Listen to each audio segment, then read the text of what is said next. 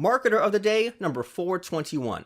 Profit first. Be efficient instead of productive. Find your passion and purpose with Mike Michalowicz. Hey everyone, and thanks for listening. We're talking right now with Mike Michalowicz, and Mike he turned 35 and had founded and sold 2 multi-million-dollar companies, and confident that he had the formula to success, he became an angel investor and proceeded to lose his entire fortune. And then Mike started all over again, and driven to find better ways to grow healthy and strong companies, he created the Profit First formula, which is a way for businesses to ensure profitability from their very next deposit forward. And Mike is now running his $3rd million-dollar venture, and he's a former small business columnist for the Wall Street Journal, and he's a popular keynote speaker on innovative entrepreneurial topics, and he's the author of Profit First, of Surge, The Pumpkin Plan, and The Toilet Paper Entrepreneur, which BusinessWeek deemed the entrepreneurial cult classic. So I'm sure we're going to talk about lots of interesting stuff. If the guy wrote 3 or 4 books, then he's going to have a lot to say. So Mike, how are things? Things are going well, Robert. Thanks for having me on your show. I'm glad to have you on. So what's on your mind these days? What has you fired up? What has me fired up, honestly, is actually my newest book, which I'm working on. It's actually not even due until August of 2018. So it's a ways out from us recording this. And I'm really excited about it. I'm putting the last kind of 2 weeks of extraordinary effort into it. The manuscript is due to my publisher, and I've nailed everything I wanted to nail, but now it's kind of polishing, and I think I got something really interesting here. Well, great. I love interesting things. So what's it called? What's it about? So the book title is called Clockwork. It's about business efficiency, and basically what I set out was to figure out how do businesses become more efficient. And I think the general approach has been to focus on productivity. How do I make myself and all my employees more productive? And I found that is actually a failing process, because when we become more productive, what that avails us is more time. So you can increase your productivity, but as you do it, you become more time becomes available. And when you have more time, means you can do more things. So we keep on stacking on more and more work for ourselves. And business, which used to be considered a marathon, they keep pushing forward over the long haul, has become a sprint, but we're sprinting the entire distance of a marathon. It's exhausting and burning out owners and employees and everyone else in between.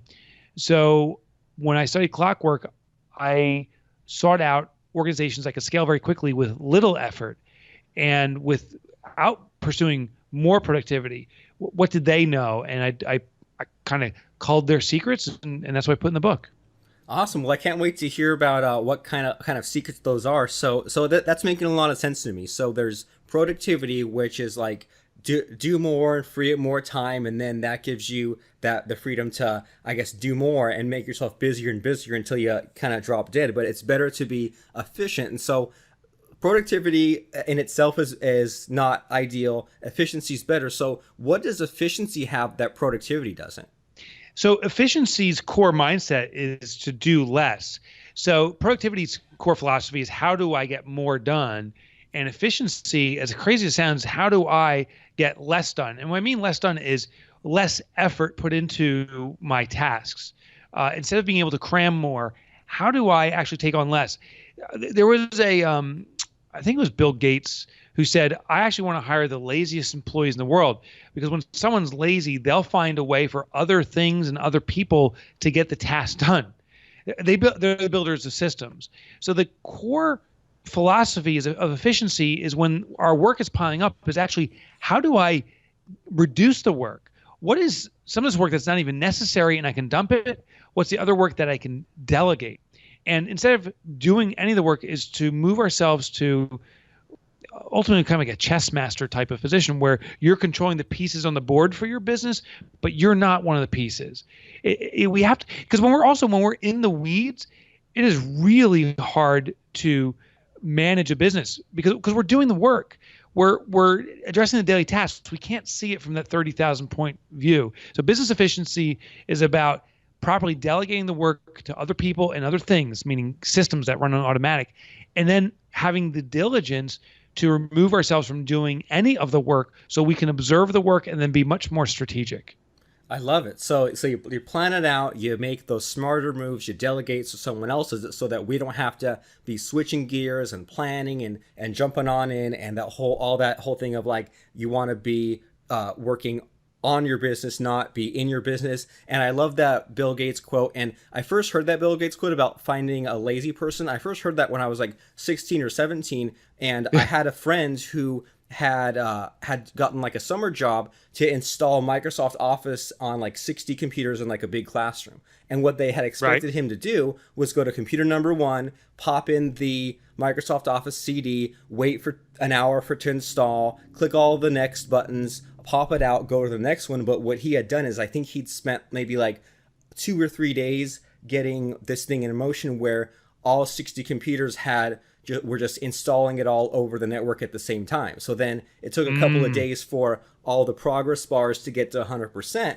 but then he just kind of kicked back those next few days and the rest of the summer, and the job was done. And it was just by changing a little bit of what he was doing. And he could have gone in and done things the dumb way, the brute force way, and wasted all summer on just kind of menial tasks. But by thinking about it a little bit and saying, well, let me see how I can scale this, he just did like more brain work, less leg work, I guess. Yeah, that's exactly the mentality. Is how can we seek ways for the linear kind of work where we do one thing, complete it, next thing. How can it be done as a batch? Where can we assign the better people, the people more appropriate to do something, to actually do the work, getting the right people in the right seats? Some people go, Mike, if you don't do the work, and you're saying it's good to be lazy, and that's not the exact words I use, but good to kind of remove yourself from it. Isn't it unfair to give it to other people? Aren't you giving people the burden and the task that you don't want? Isn't that disrespectful? And the answer is no, meaning some people enjoy doing the work. Listen, there's people in a wood shop right now carving away. They love making the magical things they make.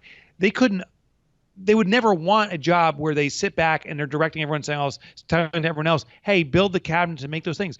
There are people who love the doing, and there's the people who love the delegating. So when it comes to business efficiency, you have to, if you're not the expert at delegating and you love the doing, find someone that's the expert at delegating, to directing the traffic and flow. That's the traffic cop. The other people are driving the cars. So you've got to make sure the right person's delegating. This isn't necessarily for everybody either. Okay, and I kind of want to unpack that, because that last part on there on how delegating isn't for everyone, I thought about something similar to that, and it sort of scares me. And so what I mean by that is, like, I'm a computer programmer, I can go ahead and code stuff, but then me and my business partner have a business where a lot of other things go on. So is it okay if we find tasks to outsource to others, but then I keep the programming, the worker part for that thing that I love to myself, or is it one or the other? No, you can do that. It's not necessarily one or the other. It's a weird balance, because the one extreme is to delegate everything, so you're overseeing and just controlling flow. But we also may lose the penchant we have for the work itself. I mean, if you love to do something, there's value in what you gain from your love of doing it. Secondly, also as you grow your business, when people see you doing the work, they value that you're not, quote unquote, above them per se, that you're learning as you do. In the military, some of the most heralded leaders of the military are guys who came from the ground force, not just weren't made officers day one. And these are guys that actually have been on the force. There is a role for everyone. I think what we have to realize is what's right for us is right for us. And we have to allow it to find us. I heard a great story. I don't remember who said it, but they said, when growing a business, most entrepreneurs think we just got to grow a business as big as possible. And he goes, that's not true. We have to grow a business to the size that's right for us. And maybe it's like one employee, maybe it's just ourselves, or maybe it's 50, but there's a time you'll feel it's right. Well, the same thing is with managing a business. Delegating everything, while from a theoretical standpoint, just like a huge business from a theoretical standpoint generates the most money, when you delegate all the work, it generates the most efficiency. But if you fall out of love with your business during that process, that will compromise the business in a significant way. So it is a yin and yang. You got to find that balance of delegating and outsourcing, but keeping your passion in the business. I like it, and lots of interesting things there, and I like that how it's like that business that we create. It's kind of like its own. It's like our own child, and I guess that's kind of a cliche, but it's like in the sense that it'll serve whatever we can grow it to whatever we want it to grow it at, and it's uniquely ours. It's not someone else. Even if someone else out there is a total workaholic or a total delegator, that's just them. That doesn't necessarily apply to us. And so I'm really curious about your own journey, because you mentioned in your introduction there that you had it all figured out. You had business and life and everything there was to have figured out that there was, and then it all came kind of crashing down, and you rebuilt it since then. So what the heck happened there? Yeah, so it's funny, every book I've written, really, when I'm totally candid, is really me trying to fix my own flaws. So my first collapse was with Profit First. I'll talk about the new book Clockwork first, because it's not out yet, but it just applies to our situation here.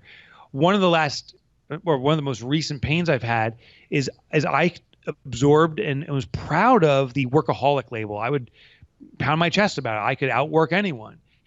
And someone helped me repackage it and said, workaholism really means you're anti-productive, that you don't bring about results. You just sit there and just crank away, but you don't have the ability to understand of how to get better results through other things and other people.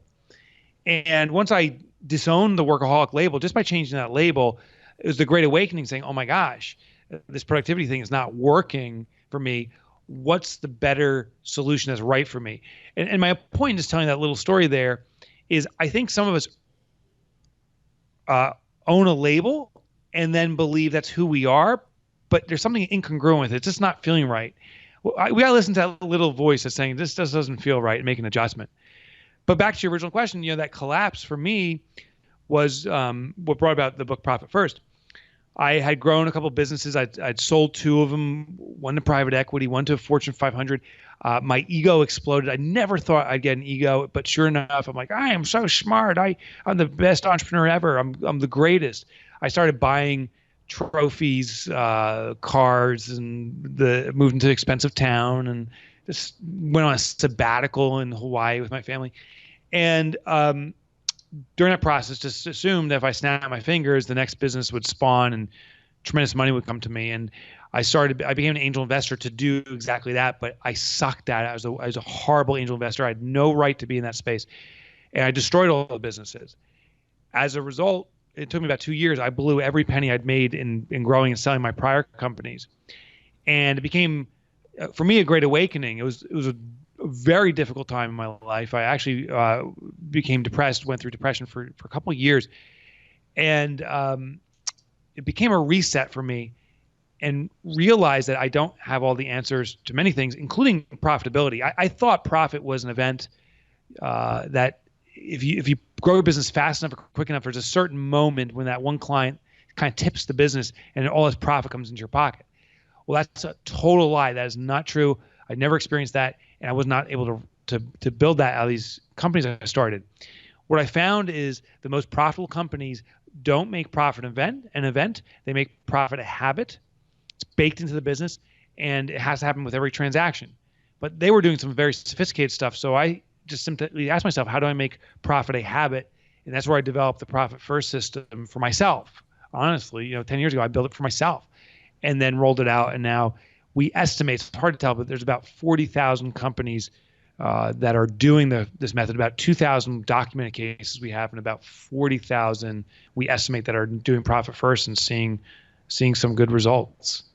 Great. So profit's a habit. Profit's an ongoing thing. It's not one and done. It's not my next client's gonna make everything explode. And so you mentioned there's this Profit First formula. So what is that?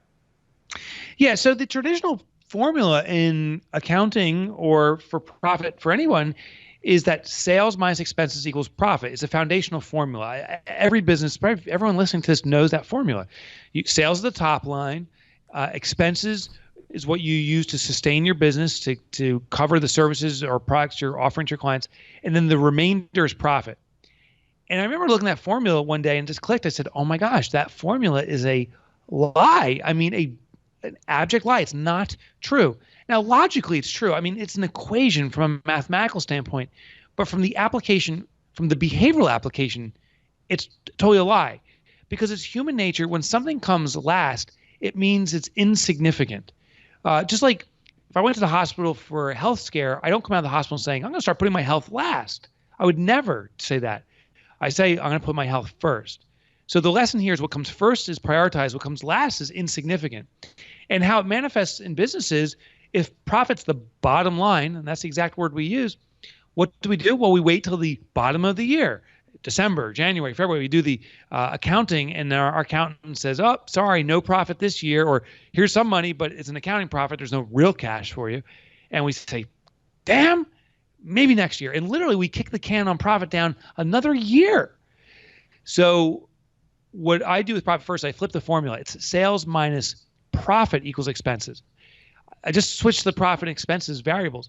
And while mathematically or logically it's the exact same thing, the impact on our behavioral componentry is extraordinary, because now we're saying profit comes first. And what I'm saying is every time there's a sale, immediately take a predetermined percentage of money and allocate it toward profit. Hide that money away from yourself. And now the remainder is expenses. And now you have to live within the confine of what's truly available. By doing this, by the way, we're reverse engineering profit. We're taking profit first, we're allocating away, and now you have to design your business to support the profitability that you've declared you're going to make. That's interesting. That's a new way of putting it. And so after hearing about that, so sales minus profit equals expenses. So is there any kind of danger in having like a more scarcity mindset or in thinking too small by doing it this way? Because it seems like by subtracting out the percentage and kind of putting the profit away, it seems like you'd be dealing with like smaller numbers or smaller amounts left over. So that's just my first impression. But is it that, or is it the opposite? Because now after a while, you have like this huge amount packed away. Yeah, so it's interesting. That's the most common challenge I get, that people haven't used the system yet. They said, but Mike, if I make, say, $100,000 of sales and I take away $20,000 for profit, I don't have $100,000 to run my business. I only have $80,000 to run my business. There's less money to grow. So there's two things I come back with. First of all, I say, what's the purpose of growing? And inevitably, it's for more profit. People say, well, the bigger I am, the more money I can make. And the more money I make, that's more money go in my pocket, AKA profit. So I say, okay, the objective is profit, right? And they say, yes. But to get the profits that I want, I have to grow. And the answer is actually the opposite. First, we need to make profit a behavior, a habit. It's got to be habitual. It's got to be baked in so that you're always considering profit all the time. And the only way to do that is to force profit. When you take your profit first, you are forced to consider profit for every transaction. That's obvious. Here's the not obvious part. The less money available to run a business, it forces, of course, some frugality, but it also forces radical innovation.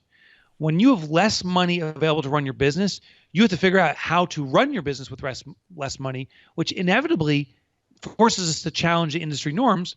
And when you challenge the industry norms, it often spawns growth. So out of those 2,000 documented cases, I started putting some in the book. The updated and revised version of Profit First has maybe 15 or 20 case studies. And consistently, these companies that took their profit first are growing faster than their industry standard because they're challenging the industry norms, because they can't, quote unquote, afford to do it the old way that the industry does it. They have to find a new, highly innovative way. So it's kind of a cool phenomenon that I didn't even expect, but I see it playing out. And it's true for me too. Ever since I wrote that book, all my businesses have run on profit first, and all my businesses are growing faster than the industry standards. Not all of them. I got 3 businesses now that I've started. All of them grow faster and are profitable throughout. So that's how you address it. So do you have any kind of interesting stories off the top of your head about like some of these innovations that you mentioned? Because like, what comes to mind for me is, maybe if there's not enough money to have office space, maybe someone could have remote workers, or if there's not enough money to hire a big team of employees, maybe they'll have technology fill in some of the gap. Anything like that? Yeah. So those are great examples. I'll give you some more kind of radical ones. A minor league baseball team in Savannah called me up. They do, I think it's about $5 million a year in total revenue, and they were going broke. They actually had accumulated $1 million of debt. And the owner of the baseball team called me up and said, we discovered profit first. And I want to tell you what happened. We started taking profit. They've eradicated their debt within 1 year. They are extraordinarily profitable. He said, but because we're taking our profit first now, we couldn't afford the ticket machines. So baseball stadiums, next time you go into a baseball stadium or any kind of stadium, you'll notice they have those scanner systems. You can print out the tickets on StubHub with the little barcodes. Well, those ticket systems are expensive. The processing units that are actually at the stadiums can cost, even for minor league teams, $100,000. Then the ticket company or the ticket vendor that processes that system or supports that system takes also a 5 to 10% VIG every time you sell a ticket and every time it's processed. And so this business owner looked at it and said, I'm spending $100,000 on the system to buy the system, and then I'm spending another like $40,000 a year just to support it. He took 1 year, $40,000 worth of money and said, I'm not going to use a traditional ticket system. I'm going to go old fashioned. And the team's called the Savannah Bananas in Savannah, Georgia, real team. And they bought tickets in the shape of bananas, but they're like almost like mementos. People keep these. They're laminated and everything. When you buy your ticket, you get these bananas mailed to you. And it costs to get, I think it was like 100,000 bananas. It cost them about $20,000 to get these incredible tickets. And then he just mails them out. It's cheaper by far to do it this way. And now people are all over the web. You got to Google the Savannah Bananas, and you'll see him carrying their tickets and waving around and all these different innovative things he came up with. Because he was taking his profit first, he realized one of their main staples at the stadium, they have banana splits, banana sundaes, banana everything. He found a way to get all his bananas for free simply by advertising for the banana company.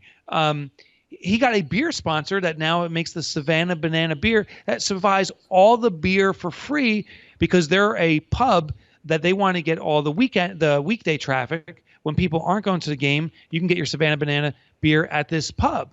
And so he gets the beer supplied for free, which is radical. It's unbelievable. No baseball team does that because no baseball team's ever considered that.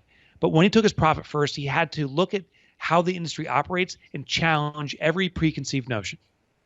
That's super interesting. Yeah, and as you're kind of unpacking some of these case studies, it sounds like by taking the profit first and by having less resources, now people are in a way like maybe artificially backed into a corner, so that way, or maybe like self-imposed backed into a corner, so that way they'll be forced to maybe act a little bit out of like the randomness and maybe not do things the way that things have always been done, where maybe there's some kind of a little bit of waste there. And so as you're explaining some of these things, is 20% like a hard and fast rule or a recommendation, or like what's the deal with that percentage? Yeah, so it varies. I conducted studies of some very fiscally healthy companies, about 1,000 companies, and compiled based upon different size businesses on revenue, what profit they take. Smaller businesses, like a business that does under 250,000 on average, may take 5 to 10% of profit. And by the way, of their revenue is profit. Profit is different than the compensation for the owner. That's considered a distribution, like a salary. Profit is an above and beyond. It's a reward for the owners that took the risk of starting the business. But if you're an owner operator, meaning you work in the business, you also get pay. So that's just important to differentiate. As businesses get bigger, the profitability typically climbs up in these businesses. But the thing is, for the folks listening to this, and the charts you can get them down off my website for free. Like everything's up there. You can get in the book. But the thing is, I wouldn't start with those percentages that are on the charts that I documented. Those are what I call TAPs, or target allocation percentages. And the word target is underlined 15 times. That's not a starting point. This is what we're targeting. If a business has never taken its profit first before, it can be too abrupt of a change to go to 5 or 20% or whatever the number is. So when a business is starting this out, all I tell them to do is set up a new checking account or savings account called Profit, and let's allocate 1% of your deposits into that. Because that means if $1,000 comes in, 1% is $10. And if your business can run off $1,000, it can run off of $990. It's inconsequential on the normality of your business, how it normally works. But it's an extraordinary impact in that you started to allocate some income. And over time, you increase that 1% to 2% and build your confidence that you can pre-allocate profit, and then build to whatever the target allocation percentages are that you have. I like it, and it sounds like a lot of your thinking in general is that maybe a lot of people out there, they're more kind of like linear, like let's just point it in the direction and hammer it out, and you seem like you're more like exponential in the ramping up this percentage, going for the efficiency as opposed to productivity. It just sounds like the maybe established old way of doing things is just to kind of power on through, or either like one extreme or the other, right? Like either power on through, or we're going to make these huge radical changes. And it sounds like a lot of what you're talking about here is these habits and just getting used to maybe like just slowly ramping up, so that we start small and then we get used to this concept as our business grows with us. Yeah, I believe that, the human animal, if you will, the way we behave is the most neglected consideration when it comes to business success. We don't think about our own behaviors, but we are in every aspect of our business. Every thought, every action, everything that happens is based upon human behavior. Therefore, we need to build systems around how we naturally behave and not try to change ourselves. Changing ourselves, changing a habit is extraordinarily difficult. So instead of doing that, we want to put systems around us that channel the way we already behave to our advantage. So this profit first system, I bet you everyone listening to the show has been, their entirety of their business, been saying, I want to be profitable. I intend to make a lot of money. And the question is, how's that working for you? I mean, that's it. How's it working for you? And for most people, it's not, because we're trying to change who we are. We're trying to do things that we don't naturally do. So profit first sets up a system that allows us not to change. For example, with profit first, most entrepreneurs have been told, read your income statement, tie it into your balance sheet and cash flow statement, understand all the business numbers, but never look at your bank account, because the bank account does not speak truthfully where you are. It's these different statements. Yet most entrepreneurs I know still look at their bank balance. It's easier. It's just easier to see if I have money or not and make a decision. Therefore, Profit First is designed specifically to work with your bank accounts and ignores what we already naturally ignore, all those statements. With Clockwork, the same thing is, what is our natural behavior? How do we channel it? So one of the kind of secrets that I share in the book is, when it comes to systems, when I've interviewed a lot of entrepreneurs for this, I said, how many systems do you have in your business right now? What percentage of your business is systematized? And many will say 5%, 10%, maybe 50% is systematized. And no matter what percentage they say, I say, you know what, you're lying to me. It's 100% systematized. We have to realize all of the systems are simply in our head. We already follow a process. If you do one email ever, that means your second email is relying on the knowledge and experience you gained in sending that first email. If you've done one invoice in your accounting system, you now have a process that you're going to replicate to some degree and tweak. Therefore, the goal is not to create systems. You already have them. The challenge is already in our head. So now it's about extracting systems, not creating systems. And a real simple way to do it, especially so much stuff is computer-based, is just get video recording software and record what you do on the computer and then give it to the next person down the line. And that's how you start delegating the work.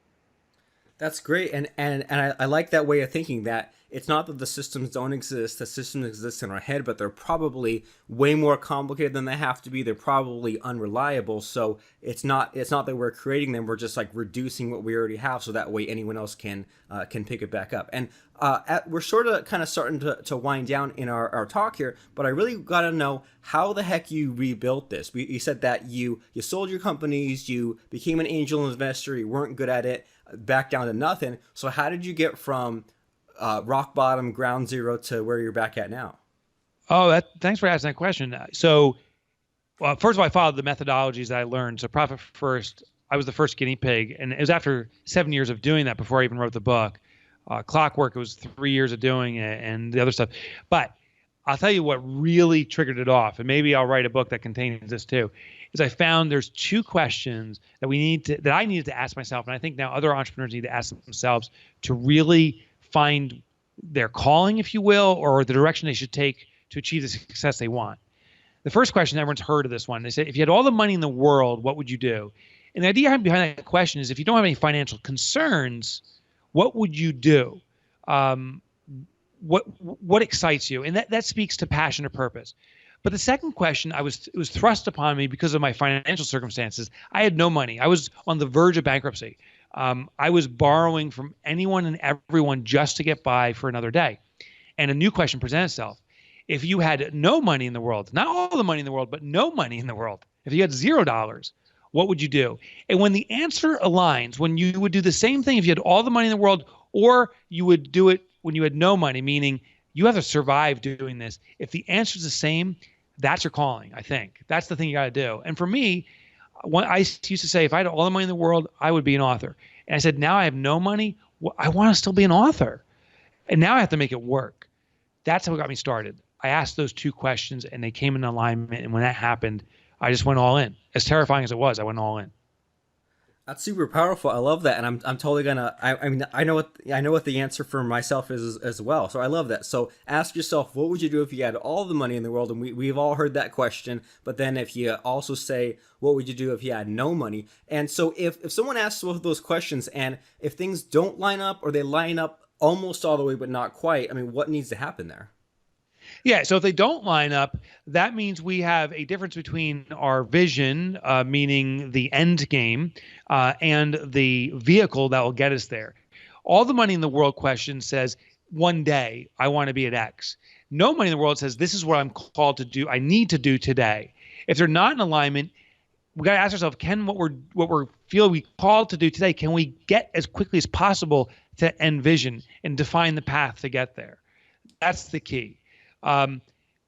Also, we got to realize, are we in such a survival mode? When we have no money, we're in such a survival mode. Are we compromising our soul? Excuse me. I mean, are we willing to do anything just to make some scratch, just to make some money?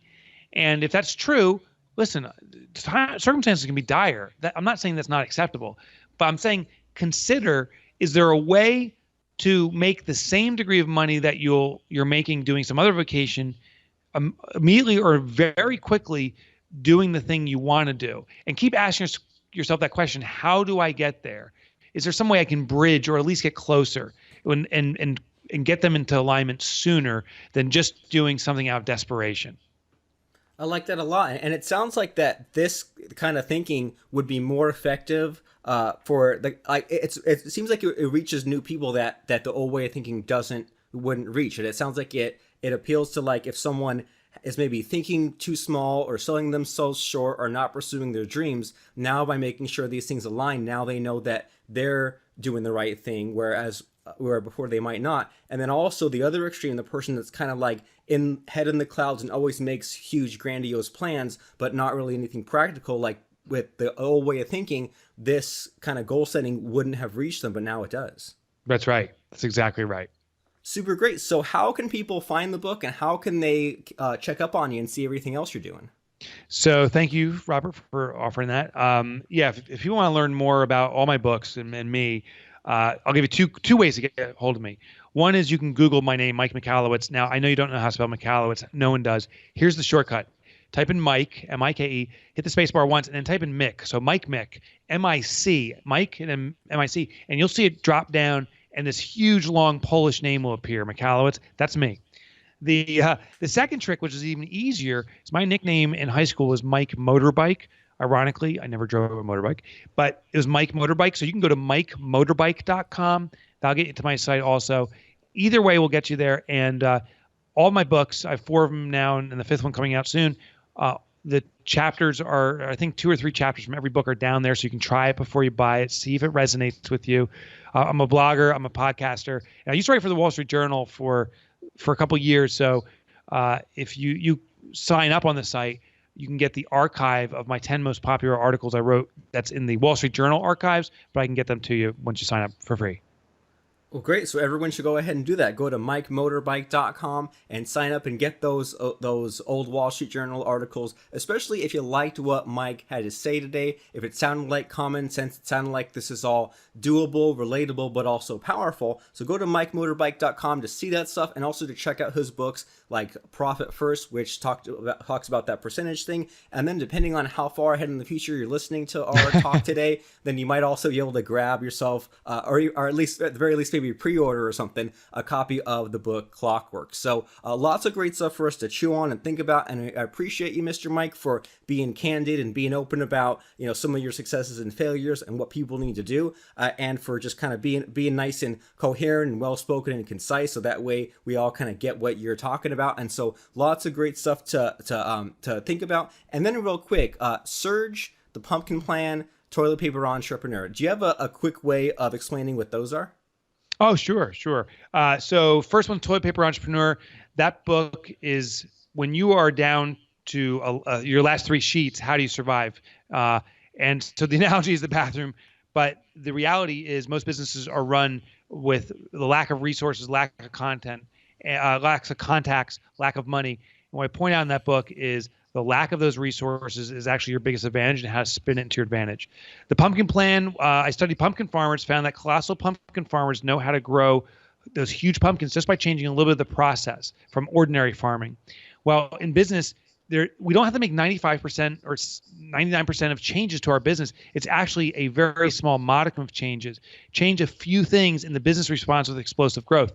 So I wrote down those few things we need to change. One of them is actually the removal of weak clients. It really hampers businesses, but that's just one tip of about 7 or 8 very specific strategies. Profit First, we talked about it, and then Surge is about catching the momentum of a market. The easiest way to market a business is that the market needs you so desperately that they are clawing to find you, as opposed to having to run ads and try to seek them out. Well, how do you get yourself in that position? You can do it. That's what I talk about in Surge, how to get yourself in front of growing and rising market demand so they're clawing and clamoring to work with you. Great stuff. Well, so now that you guys have heard those descriptions of those books, you can choose what works for you. So make sure to go to mikemotorbike.com to check out what Mike's up to and to check out one or all those books: Profit First, Surge, Pumpkin Plan, Toilet Paper Entrepreneur, and Clockwork. Go there, mikemotorbike.com. You'll be glad you did, and thanks for listening. Subscribe to us right now while it's still fresh on your mind at marketeroftheday.com.